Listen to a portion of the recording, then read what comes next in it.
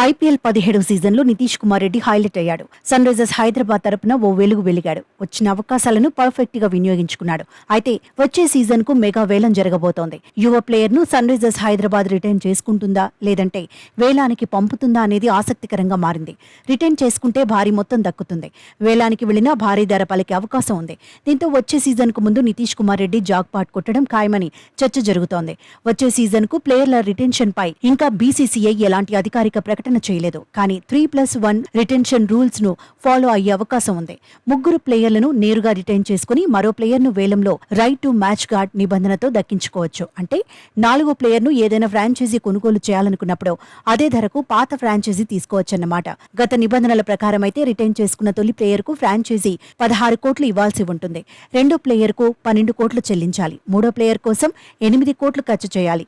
4 choice ఆటగాడికి 6 కోట్లు చెల్లించాలి. ఏ లెక్కను చూసినా ఈసారి వేలంలో నితీష్ కుమార్ హాట్ కేక్ అవ్వడం ఖాయమని ఎక్స్పర్ట్స్ చెబుతున్నారు. నిజానికి యువ ప్లేయర్ ను సన్ రైజర్స్ హైదరాబాద్ కనీస ధర 20 లక్షలకు దక్కించుకుంది. ఇప్పుడు తెలుగు కుర్రాడు కోట్లలో ధర పలకనున్నాడు. కొద్ది రోజుల క్రితం జరిగిన ఏపీఎల్లోనూ నితీష్ రికార్డు సృష్టించాడు. ఆంధ్ర ప్రీమియర్ లీగ్ లో రికార్డు ధర పలికాడు. 3వ సీజన్ కోసం నిర్వహించిన వేలంలో హాట్ కేక్ అనిపించుకున్నాడు. నితీష్ కుమార్ రెడ్డిని దక్కించుకునేందుకు ఫ్రాంచైజీలు గట్టిగా పోటీ పడ్డాయి. 15,60,000కు గోదావరి టైటాన్స్ దక్కించుకుంది. ఆల్ రౌండర్ కావడంతో ఫ్యూచర్ స్టార్ గా నితీష్ రెడ్డి ప్రశంసలు అందుకుంటున్నాడు. ఐపీఎల్ 17వ సీజన్లో ఈ యువ ప్లేయర్ 303 పరుగులు సాధించాడు. 13 మ్యాచ్ల్లో 13 వికెట్లు కూడా సొంతం చేసుకున్నాడు. సన్ రైజర్స్ హైదరాబాద్ విజయాల్లో కీలక పాత్ర పోషించాడు. ఒత్తిడిని అధిగమించడంలోనూ తనదైన ముద్ర వేశాడు. బ్యాటింగ్ పొజిషన్ లో ఎక్కడైనా ఆడేందుకు సిద్ధమని ప్రూవ్ చేసుకున్నాడు. రాజస్థాన్ రాయల్స్ తో మ్యాచ్ లో తన పవర్ ఏంటో చూపించాడు. తొలి 6 ఓవర్లలోనే ఎస్ఆర్హెచ్ 2 వికెట్లు కోల్పోయినా నితీష్ మాత్రం తగ్గేదే లేదన్నాడు. దూకుడుగా బ్యాటింగ్ చేశాడు.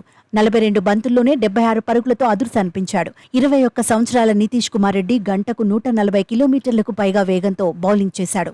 సీజన్లో ఎమర్జింగ్ ప్లేయర్ గాను అవార్డును సొంతం చేసుకున్నాడు. ఫస్ట్ క్లాస్ కెరియర్ లో 17 మ్యాచ్ల్లో 566 పరుగులు చేశాడు. 52 వికెట్లు సాధించాడు. 16 టీ20లో 331 పరుగులు చేశాడు. 3 వికెట్లు దక్కించుకున్నాడు. 22 లిస్ట్ ఏ మ్యాచ్ల్లో 403 పరుగులు సాధించాడు. మొత్తానికి వచ్చే సీజన్ కు నితీష్ కుమార్ రెడ్డి ఎంత అమౌంట్ దక్కించుకుంటాడనేది ఆసక్తికరంగా మారింది. ఇప్పుడు ఈ వేలం గురించే చర్చ జరుగుతోంది.